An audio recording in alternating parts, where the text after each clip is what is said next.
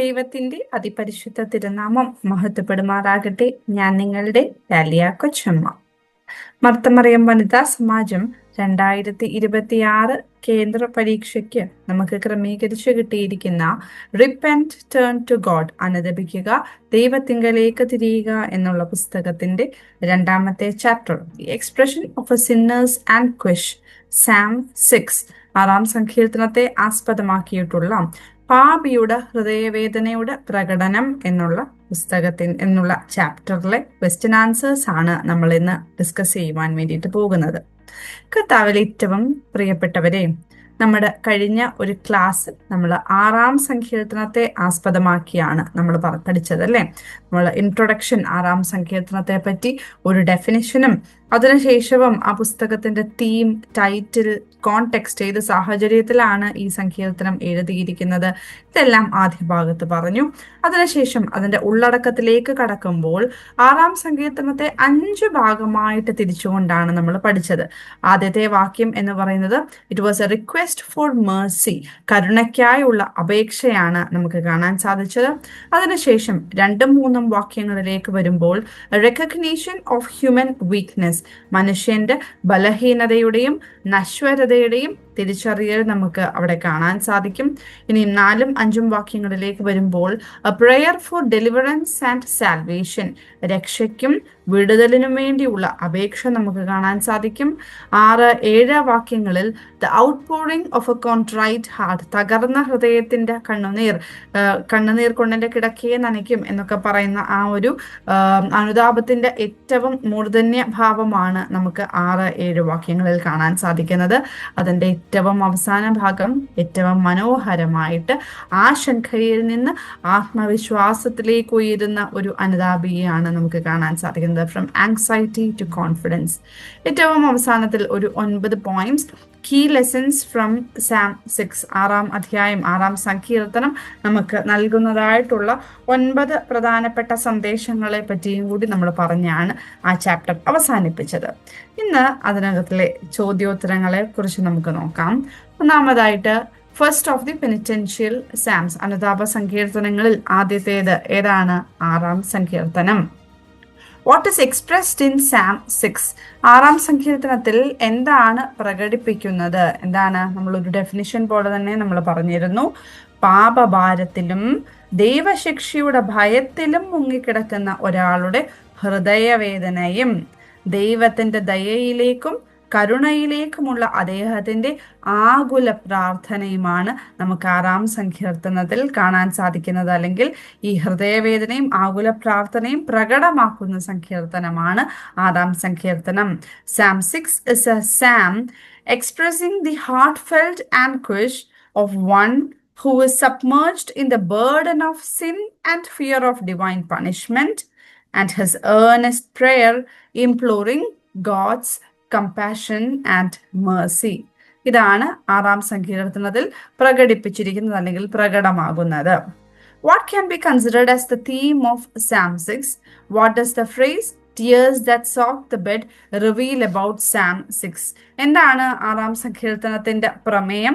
കിടക്ക നനയ്ക്കുന്ന കണ്ണുനീർ എന്നുള്ള പ്രയോഗം സങ്കീർത്തനം 6-നെ കുറിച്ച് എന്ത് വെളിപ്പെടുത്തുന്നു? എന്താണ്? നമ്മൾ അവിടെ ഒരു ടെക്സ്റ്റ് ബുക്കിൽ നമ്മളൊരു ലൈൻ തന്നെ കാണാൻ സാധിക്കും. തന്റെ കിടക്ക നനയ്ക്കുന്ന കണ്ണുനീർ തുള്ളികൾ എന്ന ഒരു പ്രമേയം രൂപപ്പെടുത്താവുന്ന ഒരു സങ്കീർത്തനമായിട്ട് നമുക്ക് 6-ാം സങ്കീർത്തനത്തെ കാണാൻ സാധിക്കും. അപ്പൊ എന്താണ് 6-ാം സങ്കീർത്തനത്തിന്റെ പ്രമേയം? കിടക്ക നനയ്ക്കുന്ന കണ്ണുനീർ തുള്ളികൾ, tears that soak the bed എന്നുള്ളതാണ്. അത് എന്തിനെ സൂചിപ്പിക്കുന്നു? ആഴമായ മാനസാന്തരത്തിന്റെയും ദുഃഖത്തിന്റെയും സമർപ്പണത്തിന്റെയും ഒക്കെ പ്രതീകമായിട്ടാണ് ഈ ഒരു ടൈറ്റിൽ നമുക്ക് കാണാൻ സാധിക്കുന്നത്. It symbolises deep repentance, profound sorrow and complete surrender to God. ഇനി what is the heading given for Psalm 6? What does it mean? ദാവീദ് സങ്കീർത്തനം 6 നൽകിയിരിക്കുന്ന തലക്കെട്ട് എന്താണ്? അതിന്റെ അർത്ഥം എന്ത്? സംഗീത പ്രമാണിക്ക് തന്ത്രിനാദത്തോടെ അഷ്ടമരാഗത്തിൽ എന്ന ഒരു ശീർഷകമാണ് നമുക്കിവിടെ കാണാൻ സാധിക്കുന്നത്. The heading given for the psalm is to the musical director with stringed instruments in the 8th tune, അതുപോലെ ദാവീദ് എഴുതിയ സങ്കീർത്തനം എന്നുകൂടി നമുക്ക് കാണാൻ സാധിക്കും. ഇതെന്താണ് അർത്ഥമാക്കുന്നത്? 8 കമ്പികളുള്ള സംഗീത സാമഗ്രിയുടെ സഹായത്തോടെ ഇത് പാടണം എന്നുള്ള ഒരു നിർദ്ദേശമാണ് നമുക്കവിടെ കാണാൻ വേണ്ടിയിട്ട് സാധിക്കുന്നത്. ഇനി ഏത് സാഹചര്യത്തിലാണ് ദാവീദ് ഈ സങ്കീർത്തനം എഴുതിയിരിക്കുന്നത്? When did David wrote Psalm 6? ദാവീദ് തന്റെ ജീവിതത്തിലെ ഒരു ഗുരുതര രോഗകാലത്ത് അല്ലെങ്കിൽ ശത്രുക്കളുടെ ആത്മീയ മാനസിക സമ്മർദ്ദത്തിൽ ആയിരിക്കുമ്പോഴാണ് ഈ 6-ാം സങ്കീർത്തനം എഴുതിയിരിക്കുന്നത് എന്ന് പണ്ഡിതന്മാർ കരുതുന്നു. Scholars believe this was written by David during a period of serious illness in his life or while he was under spiritual and mental pressure from his enemies. Okay ആണല്ലോ. ഇനി 6-ാമത്തെ ചോദ്യം, David regards the suffering he is experiencing as dash. താൻ അനുഭവിക്കുന്ന വേദനയെ ദാവീദ് എങ്ങനെയാണ് കാണുന്നത്? He's considering he's David regards the suffering he is experiencing as divine punishment. ദൈവിക ശിക്ഷയായിട്ടാണ് താൻ അനുഭവിക്കുന്ന വേദനയെ ദാവീദ് ഇവിടെ കാണുന്നത്. ഇനി what are the anguishes of David in this psalm? ഈ സങ്കീർത്തനത്തിൽ ദാവീദിന്റെ വേദനകളായിട്ട് നമുക്ക് മനസ്സിലാക്കാൻ സാധിക്കുന്നത് എന്തൊക്കെയാണ്? ഒന്ന്, ദൈവം തന്നെ ഉപേക്ഷിച്ചു എന്ന വികാരമാണ് ദാവീദിന്റെ ഏറ്റവും വലിയ വേദന. His greatest anguish is the feeling that God has abandoned him. 2, ദൈവശിക്ഷയോടുള്ള ഭയവും ദാവീദിന്റെ വേദനയായിട്ട് നമുക്ക് കാണാൻ സാധിക്കും. ഇത് തന്നെ നമ്മൾ ഡെഫിനിഷനിലും പറഞ്ഞിരുന്നു അല്ലെ? എന്താണ്? ദൈവം തന്നെ ഉപേക്ഷിച്ചു എന്നുള്ള വികാരമാണ്, അതോടൊപ്പം ദൈവശിക്ഷയോടുള്ള ഭയവും ദാവീദിന്റെ വേദനയായിട്ട് നമുക്ക് മനസ്സിലാക്കാൻ സാധിക്കും.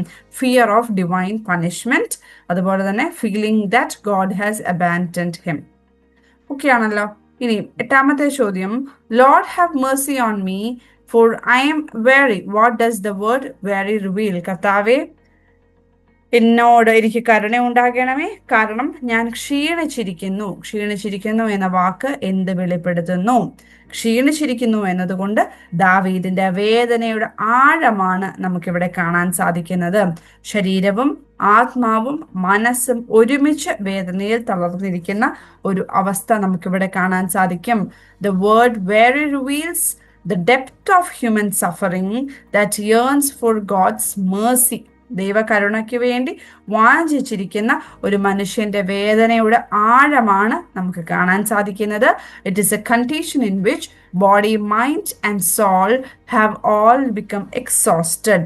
ഒരുമിച്ച് എല്ലാം, മനസ്സും ശരീരവും ആത്മാവും വേദനയിൽ തളർന്നിരിക്കുന്ന അവസ്ഥയാണ് നമുക്ക് ആ വാക്കിൽ മനസ്സിലാക്കുവാൻ വേണ്ടിയിട്ട്, ക്ഷീണിച്ചിരിക്കുന്നു എന്ന വാക്കിലൂടെ മനസ്സിലാക്കാൻ വേണ്ടിയിട്ട് സാധിക്കുന്നത്. ഇനിയും question number 9, Psalm 6 verse 1. Lord, do not rebuke me in your anger, nor discipline me in your wrath. What is expressed by David in this verse? സങ്കീർത്തനം 6-ാം അധ്യായം 1-ാം വാക്യം, കർത്താവെ, അങ്ങയുടെ കോപത്തിൽ എന്നെ ശാസിക്കരുതേ, ക്രോധത്തിൽ എന്നെ ശിക്ഷിക്കരുതേ. ഈ വാക്യത്തിലൂടെ ദാവീദ് എന്താണ് പ്രകടിപ്പിക്കുന്നത്? ഈ വാക്യത്തിൽ, അതായത് കർത്താവെ, ക്രോധത്തിൽ എന്നെ ശാസിക്കരുതേ, രോഷത്തിൽ എനിക്ക് താക്കീത് പറയരുതേ എന്ന് പ്രാർത്ഥിക്കുന്നത് വഴി ദാവീദ് തന്റെ പാപം അംഗീകരിക്കുകയും തനിക്കുള്ള ശിക്ഷ ന്യായമാണെന്ന് അറിയുകയും ചെയ്യുകയാണ്. അതോടൊപ്പം എന്തും കൂടെ എഴുതണം, പക്ഷേ ദൈവത്തിന്റെ ക്രോധമല്ല, ദൈവത്തിന്റെ കരുണ തന്നെയാണ് വലുത് എന്ന് വിശ്വസിക്കുന്നതായിട്ടും നമുക്കിവിടെ കാണാൻ സാധിക്കുന്നു. അതുകൊണ്ട് തന്നെ താൻ ദൈവശിക്ഷയ്ക്ക് അർഹനാണെങ്കിലും തന്റെ ദൈവം കരുണ കാണിക്കുമെന്നാണ് അവൻ വിശ്വസിക്കുന്നത്. അപ്പം 1-ാമത്തെ വാക്യം ഇത്രയും ചിന്തകൾ നമുക്ക് നൽകുന്നുണ്ട്. എന്തൊക്കെയാ എഴുതണ്ടേ അവിടെ? Through the prayer, Lord, do not rebuke me in your anger, nor discipline me in your wrath. David acknowledges his sin and recognizes that the punishment he deserves is just. Yet, he believes that God's mercy is greater than God's anger. Though he deserves divine punishment, he trusts that God will show mercy. ഇതാണ് 1-ാമത്തെ വാക്യം നമുക്ക് നൽകുന്ന ചിന്ത. What 2 lessons can be learned from David from Psalm 6:1? സങ്കീർത്തനം 6:1 നിന്ന് ദാവീദിൽ നിന്ന് നമുക്ക് പഠിക്കാവുന്ന 2 പാഠങ്ങൾ ഏതൊക്കെയാണ്? മനുഷ്യന്റെ പാപത്തെക്കുറിച്ചുള്ള സ്വയ അവബോധവും അവബോധവും ദൈവനീതിയിലുള്ള അവന്റെ ഭക്തിയും ദൈവകരുണയിലുള്ള വിശ്വാസവും ഇവിടെ പ്രകടമാണ്. അത് നമ്മുടെ ജീവിതത്തിലേക്കും കൊണ്ടുവരുവാൻ തക്കവണ്ണം നമുക്ക് സാധിക്കണം. അതുപോലെ തന്നെ ദൈവം ശിക്ഷിക്കുന്നത് പോലെ തോന്നുന്ന കാലങ്ങളെ ദൈവത്തിങ്കിലേക്ക് തിരികെ വരാനുള്ള കാലങ്ങളായി മനുഷ്യൻ മനസ്സിലാക്കണം എന്നുള്ളതാണ് സങ്കീർത്തനക്കാരൻ ഇവിടെ ചിന്തിക്കുന്നത്. ഒന്ന്, a man's self-awareness of his sin, his reverence towards divine justice, and his faith in God's mercy become explicitly evident. We should also bring the same into our own lives. അതുപോലെ തന്നെ the psalmist here expresses his belief that the times when God seems to be punishing should be understood as the times of calling a man back to God. ഈ രണ്ട് ചിന്തകളാണ് ഒന്നാമത്തെ വാക്യം നമുക്ക് നൽകുന്നത്. അടുത്ത ചോദ്യത്തിലേക്ക് നോക്കാം. 11ാമത്തെ ചോദ്യം, which verse shows that spiritual anguish is stronger than physical anguish? ശാരീരിക വേദനയേക്കാൾ ശക്തമാണ് ആത്മീയ വേദന എന്ന് സൂചിപ്പിക്കുന്നതായിട്ടുള്ള വചനം ഏതാണ്? 3ാം വാക്യം നോക്കിക്കഴിഞ്ഞാൽ, എൻ്റെ അസ്ഥികൾ വിറങ്ങലിക്കുന്നു, എൻ്റെ പ്രാണനും ഭീതിയിലാണ്. My bones are trembling, my soul is in great terror. ഇത് എന്താണ്? ഇത് മനസ്സിനെയും ശരീരത്തെയും ബാധിക്കുന്ന ഒരുതരം ആഴമുള്ള ആഭ്യന്തര വേദനയാണ്. ആധ്യാത്മിക വേദന ശാരീരിക വേദനയെക്കാളും ശക്തമാണ് എന്നുള്ള സൂചനയാണ് ഈ വചനത്തിൽ നിന്ന് നമുക്ക് ലഭിക്കുന്നത്. അതുകൊണ്ട് തന്നെ എന്ത് വേണമെന്നും കൂടെ അവിടെ എഴുതിയിട്ടുണ്ട്. മനുഷ്യൻ തന്റെ പാപങ്ങളെ കുറിച്ച് അനുദപിക്കുകയും ദൈവത്തിന്റെ ഇടപെടലിനു വേണ്ടി പ്രാർത്ഥിക്കുകയും ചെയ്യണം. ഇത്ര എഴുതുമ്പോഴേ അത് കംപ്ലീറ്റ് ആവുകയുള്ളൂ. അപ്പൊ എന്താണ്? My bonds are trembling, my soul is in great terror എന്നുള്ളത്, this is a deep interior anguish affecting both body and mind. This suggests that spiritual anguish is stronger than physical anguish. Therefore, man must repent of his sins and pray for God's intervention. ഇത്രയും കാര്യങ്ങൾ എഴുതണം. ഇനി, what are David's only hope? ദാവീദിന്റെ ഏക പ്രത്യാശ എന്താണ്? ദൈവത്തിന്റെ കരുണയും സ്നേഹവുമാണ് ദാവീദിന്റെ ഏക പ്രത്യാശ. എന്താണ് അവിടെ എഴുതിയിരിക്കുന്നത്? God's mercy and love are his only hope. ദൈവത്തിന്റെ കരുണയും സ്നേഹവും. 2 മാർക്കിനൊക്കെ ഈസിലി ചോദിക്കാം കേട്ടോ. എന്താണ് ദാവീദിന്റെ ഏക പ്രത്യാശ? ദൈവത്തിന്റെ കരുണയും സ്നേഹവും. God's mercy and love. Explain the verse, there is no one among the dead who remembers you. മൃതശരീരത്തിൽ നിന്നെ സ്മരിക്കുന്നവൻ ആരുമില്ല എന്ന് എഴുതിയിരിക്കുന്ന വചനം അത് വിശദീകരിക്കുക. ഇവിടെ മരണഭയത്തിൽ നിന്ന് ഉയർന്നു വരുന്നതായിട്ടുള്ള ഒരു അപേക്ഷയാണ് നമുക്ക് കാണുവാൻ വേണ്ടിയിട്ട് സാധിക്കുന്നത്, അല്ലെ? എന്താണ് ഇവിടെ? മൃതശരീരത്തിൽ നിന്ന് നിന്നെ സ്മരിക്കുന്നവൻ ആരുമില്ല എന്ന് പറയുമ്പോൾ പഴയ നിയമകാലത്തെ എബ്രായ ചിന്തയിൽ കല്ലറയിൽ പോകുമ്പോൾ സ്തോത്രവും ആരാധനയും ഇനിയും ചെയ്യാൻ കഴിയില്ല എന്നതായിരുന്നു ധാരണ. In the Hebrew thought of Old Testament era, it was believed that praise and worship could no longer be offered after death. അതുകൊണ്ടാണ് ജീവിച്ചിരിക്കുമ്പോൾ എനിക്ക് നിന്നെ സ്തുതിക്കുവാൻ കഴിയട്ടെ, അതിനാൽ എന്നെ രക്ഷിക്കണമേ എന്ന് ദാവീദ് പ്രാർത്ഥിക്കുന്നത്. So it is a prayer for survival both spiritually and bodily. അതായത് ആത്മീയമായിട്ടും മാനുഷികമായിട്ടും ഉള്ള ഒരു നിലനിൽപ്പിന് വേണ്ടിയുള്ള പ്രാർത്ഥനയായിട്ട് നമുക്ക് ഇതിനെ കാണാൻ വേണ്ടിയിട്ട് സാധിക്കും എന്നുള്ളതാണ്. ഇനി, how does David expresses his mental and physical breakdown? തൻ്റെ മാനസികവും ശാരീരികവുമായ തകർച്ചയെ ദാവീദ് എങ്ങനെയാണ് പ്രകടിപ്പിക്കുന്നത്? ഉറക്കരാഹിത്യം, കണ്ണുകൾ ക്ഷീണിക്കൽ, കണ്ണുനീരിൽ കിടക്ക നനയുന്നത്. ഇത് മൂന്നുമാണ് എന്ത് കാണിക്കുന്നത്? ദാവീദിന്റെ മാനസികവും ശാരീരികവുമായിട്ടുള്ള തളർച്ചയെ കാണിക്കുന്നത്. Sleeplessness, failing language eyes, the bed soaked in tears. Okay, ഉറക്കരാഹിത്യം, കണ്ണുകൾ ക്ഷീണിച്ചിരിക്കുന്നതും അതുപോലെ തന്നെ കണ്ണുനീരിൽ കിടക്ക നനയ്ക്കുകയും ചെയ്യുന്നത്. ഇനിയും മറ്റൊരു ചോദ്യം, 12th ക്വസ്റ്റ്യൻ നമ്മൾ പറഞ്ഞില്ല. Lord turn and deliver my soul. What does the word turn express? കർത്താവെ, തിരിഞ്ഞ് എൻ്റെ പ്രാണനെ വിടുവിക്കണമേ. ഇവിടെ തിരിഞ്ഞു എന്നുള്ള വാക്ക് എന്താണ് അർത്ഥമാക്കുന്നത്? ഇവിടെ തിരിഞ്ഞു എന്നുള്ള പദം ദൈവം തൻ്റെ മുഖം തനിക്ക് മറച്ചു എന്ന ദാവീദിന്റെ ആത്മവേദനയാണ് പ്രകടമാക്കുന്നത്. The word turn expresses David's spiritual anguish that God has turned his face away from sin. ഇനിയും 15ാമത്തെ ക്വസ്റ്റ്യൻ നമ്മൾ പറഞ്ഞു. 16 dash are the language of repentance.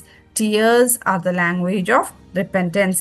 കണ്ണുനീരാണ് അനുതാപത്തിന്റെ ഭാഷ എന്നാണ് പറയുന്നത്. കണ്ണുനീർ അനുതാപത്തിന്റെ ഭാഷയാണ് എന്നുള്ളതാണ്. What does the contemplative fathers emphatically teach? യോഗികളായ പിതാക്കന്മാർ ശക്തമായിട്ട് പഠിപ്പിക്കുന്നത് എന്താണ്?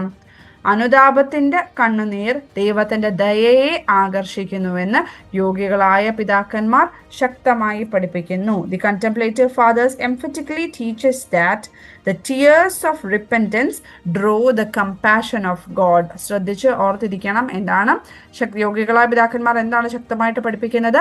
അനുതാപത്തിന്റെ കണ്ണുനീർ ദൈവത്തിന്റെ ദയയെ ആകർഷിക്കുന്നു.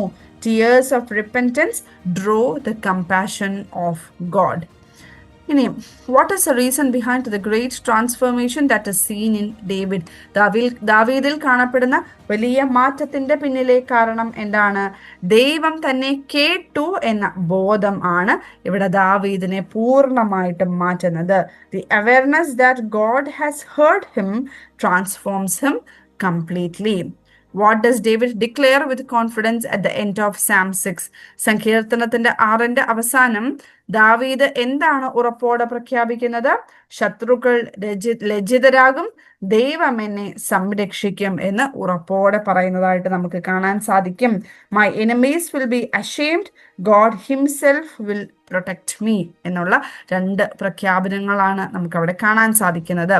ഇനിയും അതോടൊപ്പം തന്നെ ചേർന്ന് നമുക്ക് എന്താണ് അവസാന 8 മുതൽ 10 വരെയുള്ള ഭാഗത്ത് ആശങ്കയിൽ നിന്ന് ആത്മവിശ്വാസത്തിലേക്ക് എന്നുള്ള ഒരു ചിന്ത നമുക്ക് നൽകുന്നതായിട്ടുള്ള കാര്യം, ബാഹ്യമായ വിഷമ സ്ഥിതിഗതികൾ മാറ്റപ്പെടുന്നതിന് മുൻപ് തന്നെ ആഴമേറിയ പ്രാർത്ഥനയുണ്ടെങ്കിൽ ദൈവം നമ്മുടെ ഹൃദയത്തെ സന്തോഷത്തിലേക്ക് മാറ്റും എന്നുള്ള ഒരു ചിന്തയാണ് ആ ഭാഗം നമുക്ക് നൽകുന്നത്. ദൈവം ദയയുടെ ദൈവമാണെന്ന് വിശ്വസിക്കുന്നതിൽ നിന്നുള്ള മനുഷ്യന്റെ വിജയമായിട്ട് നമുക്കിതിനെ കാണാൻ സാധിക്കും. ഇത്രയും കാര്യങ്ങളും കൂടെ അവിടെ എഴുതണം. ഏറ്റവും അവസാനത്തേതും ചോദിക്കാൻ വളരെയധികം സാധ്യതയുള്ളതുമായിട്ടുള്ള ചോദ്യമാണ് കീ മെസ്സേജസ് ഓഫ് Psalm 6. സങ്കീർത്തനം 6 നൽകുന്ന പ്രധാന സന്ദേശങ്ങൾ 9 പോയിന്റുകളാണുള്ളത്. നമ്മൾ പഠിച്ചിരുന്നു. 1, പാപബോധത്തിന്റെയും അനുതാപത്തിന്റെയും ആഴം നമ്മളിൽ വർദ്ധിക്കണം. The depth of our awareness of our sinfulness and repentance must grow. 2, ദൈവത്തിന്റെ ശിക്ഷ നീതിയുള്ളതെങ്കിലും അവൻ കരുണയുള്ളവൻ എന്ന ബോധ്യം നമുക്കുണ്ടായിരിക്കണം. Though God's punishment is just, we must believe that he is a God of mercy. 3, എന്താണ് പറയുന്നത്? ദൈവത്തിന്റെ ശിക്ഷ സ്നേഹത്തിൽ നിന്ന് വരുന്നതാണ്, അത് ധ്വംസനത്തിനല്ല. നോട്ട് ഫോർ ഡിസ്ട്രക്ഷൻ, നമ്മുടെ തിരുത്തലിന് വേണ്ടിയാണ്. It is for our correction. അങ്ങനെ ദൈവശിക്ഷയെ പറ്റിയും ദൈവത്തിന്റെ കരുണയെ പറ്റിയും ഉള്ള 3 പോയിന്റുകളാണ് ആദ്യത്തെ 3 പോയിന്റ്. പിന്നെ അതിനുശേഷം ദൈവത്തോടുള്ള ബന്ധം പുനഃസ്ഥാപിക്കാൻ മനുഷ്യന്റെ ആകുലതയും അനുതാപ ജീവിതവും പ്രയോജനപ്പെടും. Man's sincere remorse and penitential life will be useful in restoring relationship with God. അതിനുശേഷം എന്താണ്? God will certainly hear the prayer of a sinner. അനുതപിക്കുന്ന പാപിയുടെ പ്രാർത്ഥന ദൈവം നിശ്ചയമായിട്ടും കേട്ടിരിക്കും. പ്രാർത്ഥന ദുഃഖത്തെ ശാന്തിയിലേക്ക് മാറ്റുന്നു. Prayer transforms sorrow into peace. ദൈവം കരുശലിനോടുള്ള ദൈവമാണ്. സൈലന്റ് tears are prayers എന്നുള്ളത് നമ്മൾ പറഞ്ഞു. God is the God of weeping. അതിനുശേഷം 8ാമത്തെ പോയിന്റ്, പ്രാർത്ഥന നമ്മുടെ സാഹചര്യങ്ങളെ മാറ്റുന്നതിന് മുൻപേ തന്നെ ദൈവം നമ്മെ വിശുദ്ധീകരിച്ച് പ്രത്യാശയുള്ളവരാക്കും എന്നുള്ള പോയിന്റ്. അതിനുശേഷം വേദനയുടെ ആഴത്തിൽ വിശ്വാസത്തിന്റെ പാത തുറന്നു കിടക്കുന്നു എന്ന ബോധം നമുക്കുണ്ടാകണം. We must have the awareness that in the depths of suffering also the path of faith lies open to us. അപ്പൊ ആദ്യത്തെ 3 പോയിന്റുകൾ ദൈവശിക്ഷയെ പറ്റിയും ദൈവകരുണയെ പറ്റിയും നമ്മുടെ പാപബോധം വളരുന്നതിനെ പറ്റിയും പറയുന്നു. പിന്നത്തെ 2-3 പോയിന്റുകൾ എന്ന് പറയുന്നത് എന്താണ്? മനുഷ്യന്റെ അനുതാപ ജീവിതം ദൈവത്തോടുള്ള ബന്ധം പുനഃസ്ഥാപിക്കാൻ സഹായിക്കും. ഒരു പാപിയുടെ കണ്ണുനീർ ദൈവം ഉറപ്പായിട്ടും കേൾക്കും എന്നുള്ളത് പറയുന്നു. ദൈവം കരച്ചിലിന്റെ ദൈവമാണ് എന്ന് പറയുന്നു. അതിനുശേഷം ആ മാറ്റത്തിന്റെ ഭാഗങ്ങളാണ് എന്താണ്? പ്രാർത്ഥന ദുഃഖത്തെ ശാന്തിയിലേക്ക്, സമാധാനത്തിലേക്ക് മാറ്റുന്നു എന്നുള്ളത് പറയുന്നു. അതിനുശേഷം പ്രാർത്ഥന നമ്മുടെ സാഹചര്യങ്ങളെ മാറ്റുന്നതിന് മുൻപ് തന്നെ നമ്മുടെ ഹൃദയത്തെ പ്രത്യാശയുള്ളവരാക്കി മാറ്റുന്നു എന്ന് പറയുന്നു. ഏറ്റവും അവസാനത്തെ പോയിന്റ്, എന്തൊക്കെ വേദനയുടെ ആഴത്തിൽ നമ്മൾ ഇരിക്കുമ്പോൾ പോലും വിശ്വാസത്തിന്റെ പാത നമ്മുടെ മുൻപിലുണ്ട് എന്നുള്ള ഒരു ഓർമ്മിപ്പിക്കലും കൂടിയാണ്. ഈ ഒരു 9 പോയിന്റ്സ് ഓർത്തിരിക്കണം. ചാപ്റ്റർ പോലെ തന്നെ അത് ഓർത്തിരിക്കുവാൻ വേണ്ടിയിട്ട്, ചാപ്റ്ററിന്റെ ഒരു ഫ്ലോ പോകുന്നതിനനുസരിച്ച് തന്നെ നമുക്ക് ആ പോയിന്റ്സും കൂടി ഓർത്തിരിക്കാൻ വേണ്ടി സാധിക്കണം. ഇത്രയുമൊക്കെയാണ് ഈ ഒരു പാഠഭാഗത്ത് നിന്ന് കണ്ടുപിടിച്ചിരിക്കുന്നതായിട്ടും എഴുതിയിരിക്കുന്നതായിട്ടുള്ള ചോദ്യങ്ങൾ. കൂടുതൽ ക്വസ്റ്റ്യൻസ് കണ്ടുപിടിച്ച് അതിനുള്ള ആൻസേഴ്സും കൂടി ഫൈൻഡ് ചെയ്ത് എഴുതി നോട്ട്സ് ആക്കിയൊക്കെ വെച്ച് മനസ്സിലാക്കുവാൻ വേണ്ടിയിട്ട് നിങ്ങൾക്ക് സാധിക്കട്ടെ. കേട്ടിരുന്ന എല്ലാവർക്കും ഒരുപാട് നന്ദി. Thank you so much. ദൈവം നമ്മളെ ഓരോരുത്തരെയും വാഴ്ത്തി അനുഗ്രഹിക്കട്ടെ.